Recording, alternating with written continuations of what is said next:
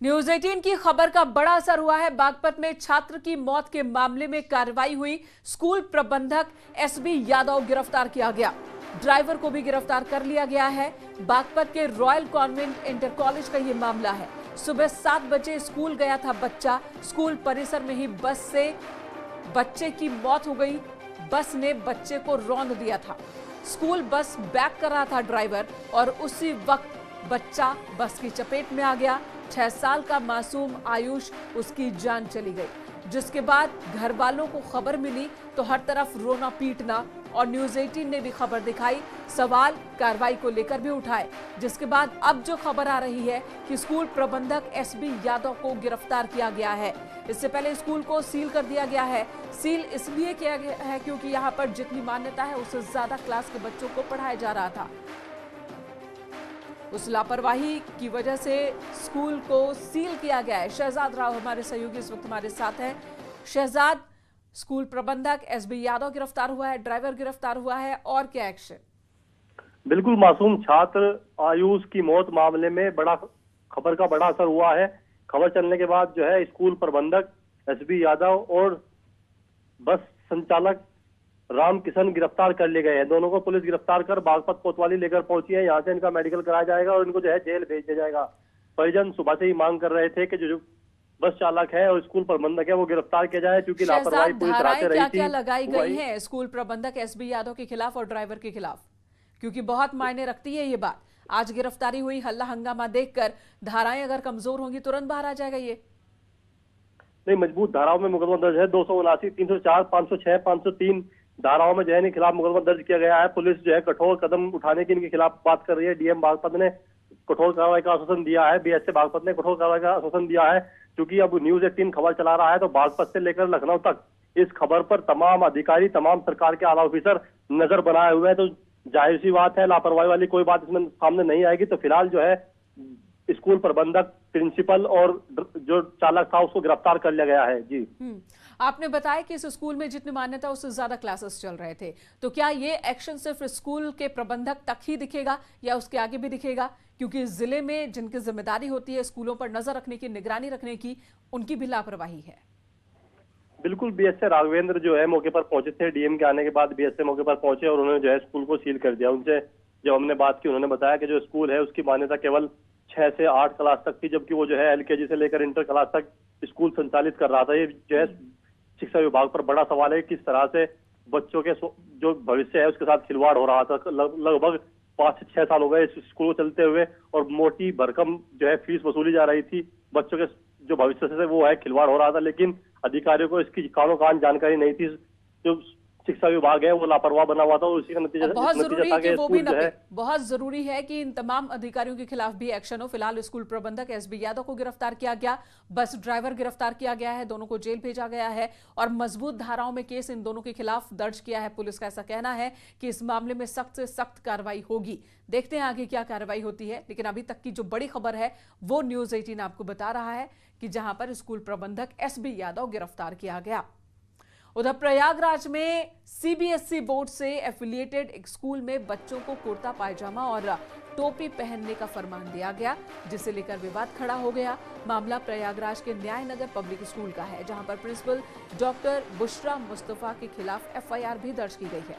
School के principal doctor Bushra Mustafa ने ईद के मौके पर छात्रों को कुर्ता पैजामा और धार्मिक टोपी पहनकर स्कूल आने का फरमान सुनाया था। स्कूल की छात्राओं को भी सलवार कुर्ता और सिर पर दुपट्टा रखकर आने के लिए कहा गया था। इतना ही नहीं, सभी बच्चों को 20 सेकंड का एक वीडियो रिकॉर्ड करना था जिसमें हैप्पी ईद बोलने को कहा गया था। इसके पीछे तर्क दिया गया था कि इसके बदले बच्चों को कुछ अंक परीक्षा में दिए जाएंगे। हिंदू संगठनों ने इसका विरोध किया और पुलिस से मामले की जांच की अपील की, जिसके बाद पुलिस ने मामले की जांच शुरू की। स्कूल की प्रिंसिपल डॉक्टर बुशरा मुस्तफा के खिलाफ आईपीसी की धारा 295A, 153A के साथ ही आईटी एक्ट 2008 की धारा 67 के तहत भी मुकदमा दर्ज हुआ है।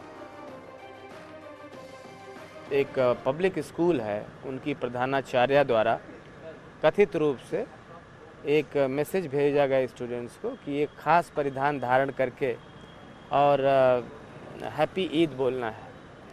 इस तरह का एक कंप्लेंट एक मिस्टर लालमणि के द्वारा थाने पर दिया गया। उनका कहना था कि ये एक ख़ास धार्मिक भावना भड़काने के लिए ये उपक्रम किया जा रहा था। हमारी FIR दर्ज करके इसको विवेचना की जाए।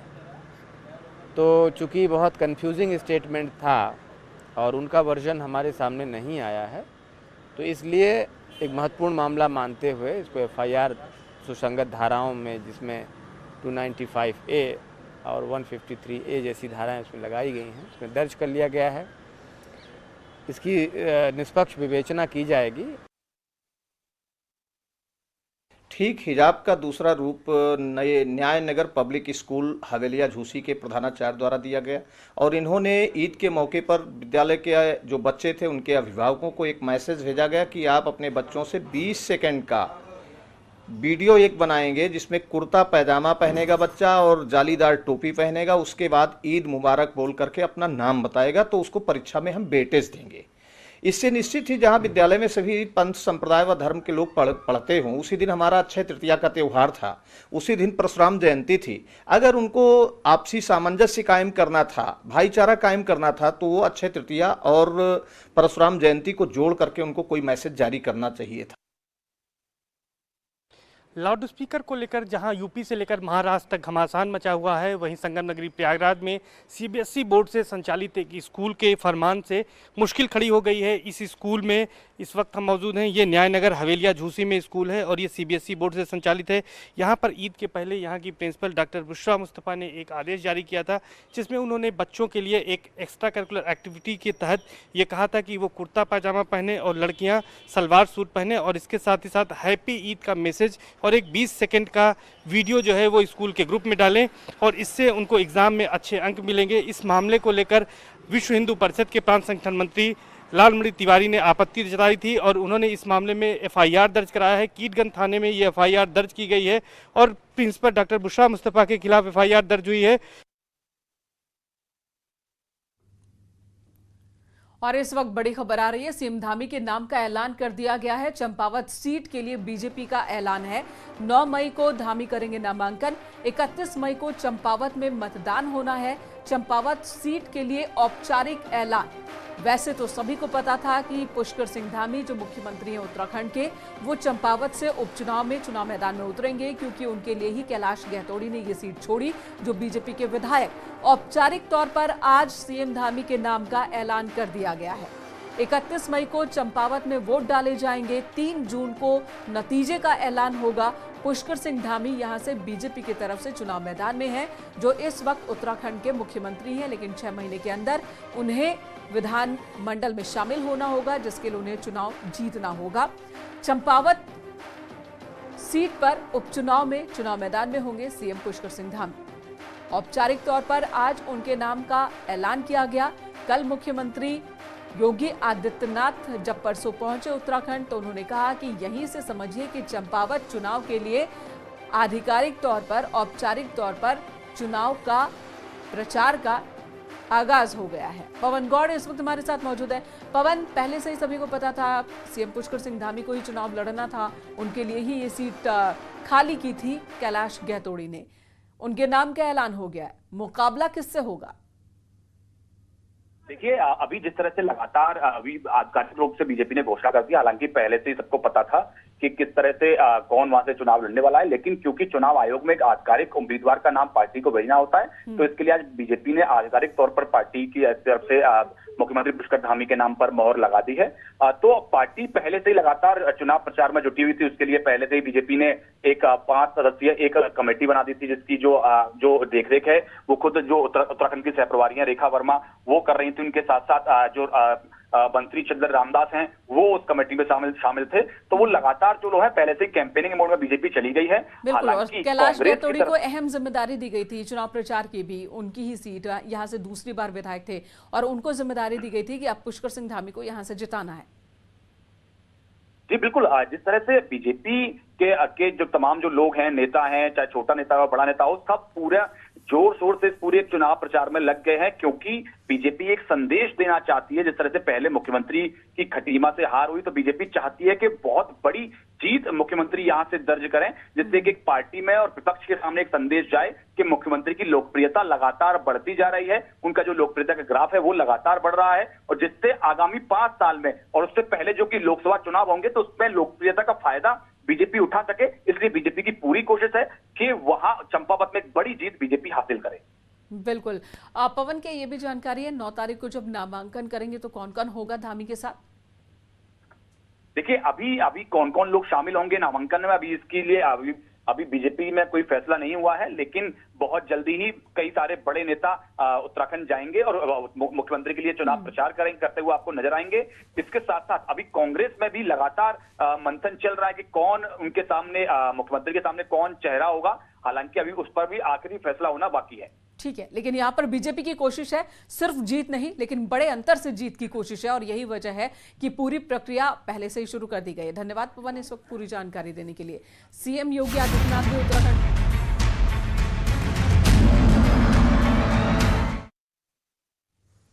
खबर ललितपुर से, जहां पर महिला नौकरानी को 3rd डिग्री दिए जाने का मामला सामने आया। आरोपी पुलिसकर्मी अंशु और उसकी पत्नी महिला सब इंस्पेक्टर पारुल चंदेल के खिलाफ केस दर्ज हुआ है। एसपी के आदेश पर दोनों आरोपी पुलिसकर्मी निलंबित कर दिए गए। पुलिसकर्मी पर महिला नौकरानी को घर में बंद कर मारपीट के आरोप है, और बाद में कोतवाली ले जाकर महिला सब इंस्पेक्टर संग मिलकर दी गई 3rd डिग्री। बहुत ही गंभीर आरोप। ललितपुर पुलिस एक बार फिर सवालों के कटघरे में है, और एक बार फिर से दाग लगे हैं ललितपुर पुलिस के दामन पर, और यहां पर एक्शन हुआ है। 2 पुलिसकर्मियों को, दोनों को ही सस्पेंड कर दिया गया है। पति पत्नी है ये, दोनों को सस्पेंड कर दिया गया है, जिन्होंने घर में महिला नौकरानी के साथ 3rd डिग्री का इस्तेमाल किया।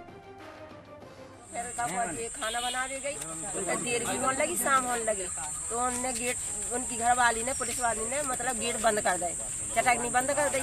अब जो इनसे कही मतलब चीजें बताओ हमारी, तो इन चीजें नहीं होती, जो घबरा गई, तो कह दीदी हम भी धोवा दे रहे आपकी चीजें, तो नहीं मिली उनकी। तो फिर बस का उनके लाजे फिर लेडीज पुलिस भी आई, लेडीज पुलिस बुलाई उनके घर वाले ने, पुलिस वाले ने, तो फिर उनके लाजे मतलब लेडीज पुलिस ने मारो, फिर पकड़ के फिर ले गए उधे, और फिर मतलब उते मारो, और हम उनको लाजे रात के जान नहीं दो, मतलब मारत रही, रात भर मारत रही। में नाबालिग के साथ दुष्कर्म का मामला अभी ठंडा ही नहीं हुआ था कि यहाँ एक और महिला के उत्पीड़न का मामला सामने आया है। आरोप है कि एक पुलिसकर्मी और उसकी पत्नी ने अपनी नौकरानी की घर में कैद कर जमकर पिटाई की। यही नहीं, उन्होंने थाने में ले जाकर भी वहाँ थाने में एक महिला दरोगा और पुलिसकर्मी ने उसे 3rd डिग्री देकर तरह तरह से टॉर्चर किया। अब देखने वाली बात यह होती है कि इस मामले में पुलिस क्या कार्रवाई करती है। अभय श्रीमाली, न्यूज़ 18 ललितपुर। खबर मेरठ से, जहां पर ड्रग्स माफिया तस्लीम पर शिकंजा कसा। पत्नी की संपत्ति कुर्क की गई, कई और प्रॉपर्टी भी रडार पर है। तस्लीम पर 53 से ज्यादा केस दर्ज हैं। परिवार पर ड्रग्स सप्लाई के आरोप हैं। तस्लीम समेत 4 गिरफ्तार हो चुके हैं। पत्नी और बेटा अभी भी फरार चल रहे हैं। कल भी तस्लीम की करोड़ों की संपत्ति कुर्क की गई थी। ड्रग्स माफिया तस्लीम के खिलाफ पुलिस बड़ी कार्रवाई आज फिर कर रही है। आप देख सकते हैं यहाँ कुर्की की कार्रवाई चल रही है। खुद एएसपी चंद्रकांत मीणा यहाँ पर है और भारी पुलिस फोर्स यहाँ पर है। ये रेलवे रोड का वो घर है जहाँ से तस्लीम का काला कारोबार चलता था। ये बताएं सर, किस तरीके से कारोबार करता था ये और क्या कार्रवाई कर रही है आज पुलिस?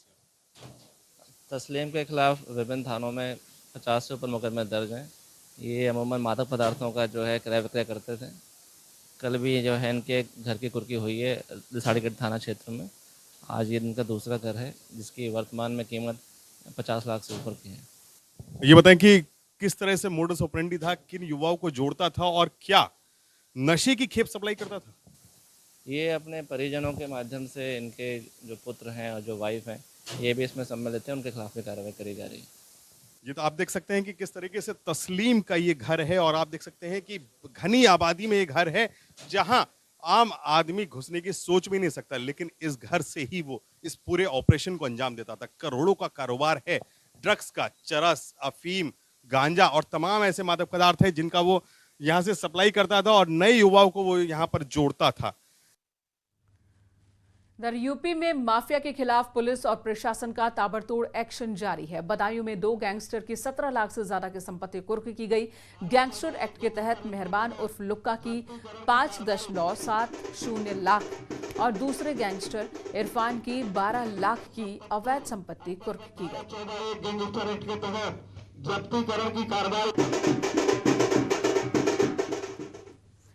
इधर मथुरा में पुलिस ने शराब माफिया की 36 लाख रुपए की संपत्ति जब्त की है। बरसाना पुलिस ने हथिया और सतोह में ये कार्रवाई की। एसडीएम और सीओ के नेतृत्व में पुलिस टीम ने हाथिया गांव में बने शराब माफिया मनोज कुमार के 2 मंजिला मकान को जब्त किया। इसकी कीमत करीब 7 लाख रुपए बताई जा रही है। वहीं एसडीएम सदर के नेतृत्व में बरसाना पुलिस ने सतोह गांव में बने शराब माफिया के 2 मंजिला मकान और दुकान को जब्त किया है। इस संपत्ति की कीमत 28 लाख रुपए बताई जा रही है।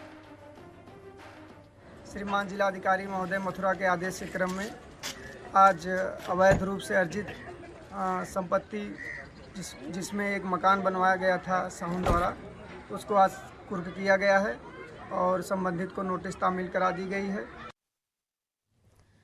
प्रदेश में बुलडोजर लगातार गरज रहा है। हम आपको 3 जगहों की तस्वीरें अब दिखाते हैं। तस्वीरें हैं कानपुर, लखनऊ और गाजियाबाद की। कानपुर में एक अवैध स्कूल पर बुलडोजर चला। इस्लामिया स्कूल पर अवैध रूप से निर्माण के आरोप। वहीं लखनऊ के अमीनाबाद में भी अवैध कॉमर्शियल कॉम्प्लेक्स पर बुलडोजर चला। आरोप है कि हनुमान मंदिर के ट्रस्टी नगर निगम के पार्क पर कब्जा कर अवैध निर्माण कर रहे थे। फरवरी से ये निर्माण चल रहा था, जिस पर एफआईआर दर्ज की गई थी और अब बुलडोजर से अवैध कब्जे को हटा दिया गया। गाजियाबाद के इंदिरापुरम क्षेत्र में भी प्रशासन ने करोड़ों की सरकारी जमीन कब्जा मुक्त करवाई है। कानावरी गांव में ये कार्रवाई हुई है। उधर आगरा में भी अवैध निर्माण पर बुलडोजर चला है। आगरा की तस्वीर भी आपको दिखा देते हैं। एडीए ने ध्वस्त कर दिए अवैध निर्माण। फतेहाबाद रोड पर हटाया गया अतिक्रमण। महायोजना मार्ग की जमीन पर अवैध कब्जा था।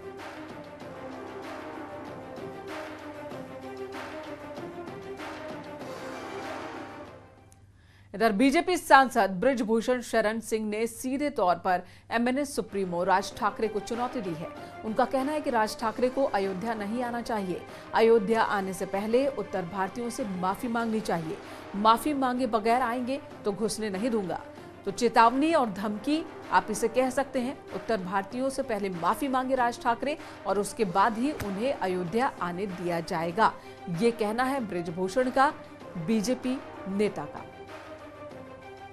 राज ठाकरे 5 जून को अयोध्या आने की बात कर रहे हैं। आपने कहा है कि घुसने नहीं देंगे, क्या कारण है? मैंने कहा है कि उत्तर भारतीयों से जब तक माफी नहीं मांगते तब तक उनको अयोध्या नहीं आना चाहिए, और अगर वो आते हैं तो मैं उसका विरोध करूंगा और घुसने नहीं दूंगा। और दूसरा मैंने कहा है कि उत्तर भारतीयों की जन भावना को समझते हुए इस व्यक्ति ने जो घृणा की राजनीति मुंबई में किया, घृणा की राजनीति, नफरत की राजनीति, मराठी मानुस, उत्तर भारतीय, ठेले वालों की पिटाई, रिक्शा वालों की पिटाई, मीडिया की पिटाई, तो इसको अपने कृत्य पर पछतावा करना पड़ेगा। और आवे, अयोध्या सबकी है, लेकिन अगर ये ऐलान करके गाजे बाजे के साथ आते हैं तो मैं इसका विरोध करूंगा। सर कैसे करेंगे विरोध? अब वो देखिएगा कैसे विरोध करेंगे, लेकिन मैं घुसने नहीं दूंगा।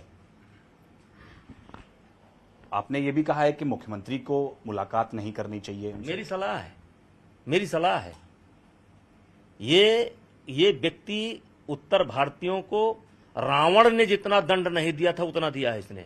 रावण से ज्यादा दंड दिया है। इतना अत्याचार तो रावण ने नहीं किया था। तो ऐसे व्यक्ति से क्यों मिलें जब तक वो माफी नहीं मांगता है। तमाम तरह की हिंदुत्व की बात कर रहे हैं, यूपी मॉडल की बात कर रहे हैं राज ठाकरे। उन्होंने कहा है कि इस राम मंदिर निर्माण में तो ठाकरे परिवार का कोई योगदान ही नहीं था, संघ था, विश्व हिंदू परिषद था। देखिए, वो हिंदुत्व की राजनीति करें, मुझे कोई दिक्कत नहीं है। वो अजान या हनुमान चालीसा की राजनीति करें, मुझे कोई दिक्कत नहीं है। मुझे दिक्कत है अयोध्या से। जब तक उत्तर भारतीयों से माफी नहीं मांगते तब तक अयोध्या में नहीं आने दूंगा। और जहां तक मंदिर आंदोलन का बात सवाल है, तो मैं पूरी जिम्मेदारी के साथ कहता हूं, ये मंदिर आंदोलन साधु संतों का आंदोलन था, राष्ट्रीय स्वयंसेवक संघ का आंदोलन था, विश्व हिंदू परिषद इसको लीड कर रही थी, राम भक्तों का आंदोलन था। ठाकरे परिवार का इस आंदोलन से कोई लेना देना नहीं है, लेकिन किसी को रोका नहीं जा सकता। राम सबके हैं, आओ दर्शन करो जाओ, हम भी मुंबई जाते हैं, लेकिन गाजा बाजा लेकर के आओगे और राम को राजनीति में लाने की कोशिश करोगे तो पहले आपको उत्तर भारतीयों से माफी मांगना पड़ेगा, क्योंकि राम भी उत्तर भारतीय थे, दक्षिण से जुड़े थे लेकिन उत्तर भारतीय थे। लेकिन आजकल तो वो आप ही की पार्टी की भाषा बोल रहे हैं, महाराष्ट्र में हिंदुत्व मॉडल की तारीफ कर रहे हैं। व्यक्तिगत है, ये मेरा व्यक्तिगत है यार, और मुझे कष्ट है 2008 से। और आप क्या क्या उन्होंने किया है सब देख लीजिए, आप ही लोगों के पास है क्या क्या उन्होंने किया है, और उनके व्यक्तिगत जीवन से कोई मेरा मतलब नहीं है। अगर वो संत बन गए हैं तो पहले जनता से माफी मांगे, उत्तर भारतीयों से माफी मांगे। रुकेंगे एक ब्रेक के लिए, खबरों का सिलसिला जारी है।